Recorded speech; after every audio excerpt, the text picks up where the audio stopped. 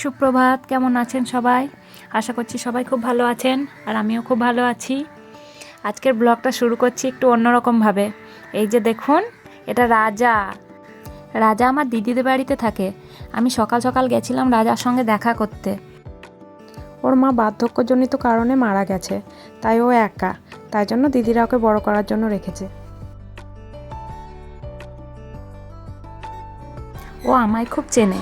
আমি গেলে আগে দৌড়ে এসে কোলে উঠবে, তারপর অন্য কোনো কথা। দেখুন না কেমন আদর খাচ্ছে। খুব মিষ্টি একটা শিশু। আমি মাঝে মধ্যেই ওর কাছে যাই আর একটু করে আদর করে দিয়ে চলে আসি। আজকেও সেরকম গেছিলাম, সকালবেলা একটু আদর করলাম, বিস্কুট খাওয়ালাম, তারপর বাড়ি এলাম।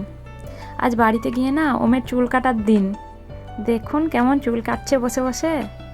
কত শান্ত ছেলে। মাঝে মধ্যে একটু করে দুষ্টুমি করছিল, কিন্তু চুল কাটানো হয়ে গেছে ঠিকঠাক। এরপর এবার ওকে সাবান মাখাবো। ওই বাথটবের মধ্যে বসিয়ে দিলে খুব সুন্দর সাবান মেখে স্নান করে নেয়। ভিডিওটা যেদিনে শেয়ার করছি সে দিনটা হলো সরস্বতী পুজোর পর শনিবার। আজ বিকেলে আমরা যাব ওই পাড়া, মানে ওমের মামা বাড়ি।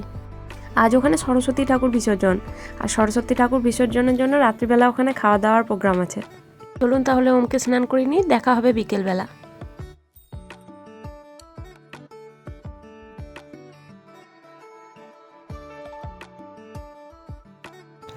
বিকেলবেলা চলে এসেছি আমরা এই পাড়া, কিন্তু কথা হলো আমরা আসার আগেই ঠাকুর বিসর্জন হয়ে গেছে। এখন শুধু রান্নার কাজ চলছে, আর বাচ্চা বাচ্চা ছেলে মেয়েগুলো সব খেলাধুলা করছে। এদের মধ্যে সব থেকে ছোট ওম, তাই ও এখনও উঠে দাঁড়াতে পারেনি, হামাগুড়ি দিচ্ছে। আর তার থেকে একটু বড় আছে, ও তো দেখছি পা ফেলে ফেলে হাঁটছে। সবাই মন দিয়ে খেলাধুলা করতে খুব ব্যস্ত। আর ওদিকে বসে আছে আমার মা, কাকিমা, বৌদি, এরা সব পাড়ার। আর এদিকটায় বসে আছি আমি, আরও সব জেঠিমা, বৌদি, ঠাকুমা এরা। আর ওদিকে রান্নার কাজ চলছে।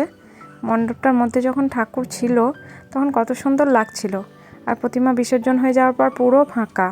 ওই যে ওখানে একটা শুধু ছবি টাঙানো রয়েছে সরস্বতী মায়ের। কিছু করে রান্না হচ্ছে, আর রান্নাগুলো রাখা হচ্ছে ওই সরস্বতী মন্দিরের মধ্যে। বাইরে থাকলে তো কিছু পড়ে যেতে পারে বা কুকুরে মুখ দিয়ে দিতে পারে, তাই জন্য।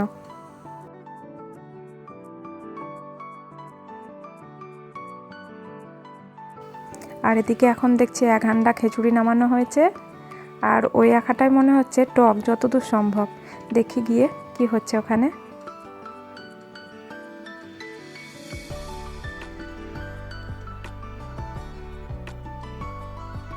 হ্যাঁ, এটা নিরামিষ টক বানানো হয়েছে।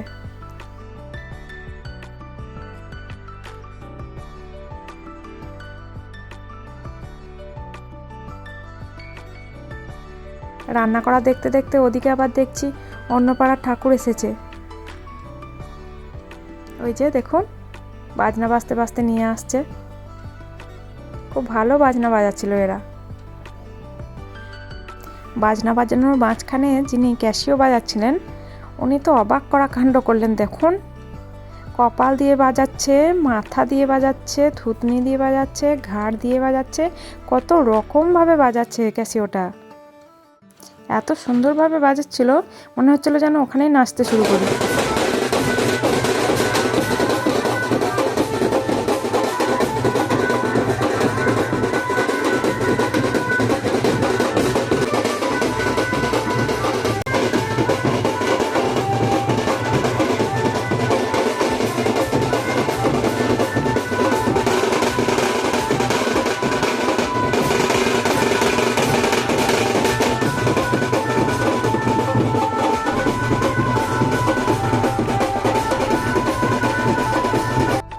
বাজনা বাজানো দেখতে দেখতে কখন যে কতটা সময় পেরিয়ে গেল বুঝতেই পারিনি।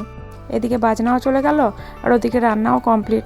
চলুন তাহলে এবার খেয়ে নিই, খেয়ে নিয়ে আবার যেতে হবে শ্বশুরবাড়ি।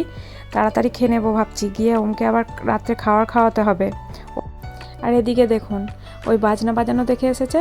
ওর ঢোলটা এতদিন পড়েই ছিল, ভালোভাবে বাজাতো না। তারপর ওদের দেখার পর 2 হাত দিয়ে খুব বাজনা বাজাচ্ছে আর নিজে নিজেই নাচছে। এদিকে ওমকে খাওয়াতে খাওয়াতে কি হয়েছে, অন্য আর একটা পাড়ার ঠাকুর দেখছি বিসর্জন করতে এসেছে। এই দেখুন ঘোড়া নাচ, কতদিন পর যে দেখলাম ঘোড়া নাচ।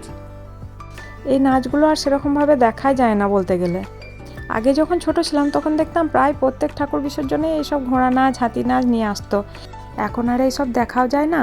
আর এখনকার যারা বাচ্চা তারা জানবেও না বড় হয়ে এইসব ঘোড়া নাচ হাতি নাচ বলে কিছু ছিল। আমাদের কাছে যদি গল্পও শুনে পড়ে তখন হয়তো ভাববে রূপকথার কোনো গল্প হয়তো বানিয়ে বলছি, তাই না বলুন? আপনারা কারা কারা হাতি নাচ ঘোড়া নাচ দেখেছেন কমেন্ট করে জানাবেন। এই যে ঠাকুরটার সঙ্গে লাইটও রয়েছে, এবার অনেকগুলো লাইটিং করেছে দেখছি। আর এই যে মা সরস্বতী, সকলকে বিদ্যা দিও, বুদ্ধি দিও মা, সবাইকে গুণে ভরিয়ে দিও। আমরা ঠাকুর দেখে চলেও এসেছি আর ওমের খাওয়াও হয়ে গেছে। খাওয়া দাওয়ার পর ও কিছুক্ষণ খেলা করে যাতে টায়ার্ড হয়ে তাড়াতাড়ি ঘুমিয়ে যায়, সেই জন্য খেলা করছে। তাহলে আজকের ভিডিওটা এখানেই শেষ করছি। কেমন লাগলো সবাই জানাবেন কমেন্ট করে, আর ভালো লাগলে একটা লাইক করে দেবেন, আর নতুন নতুন ভিডিও দেখতে চ্যানেলটা সাবস্ক্রাইব করে নেবেন। আর সবাই ভালো থাকবেন, টাটা।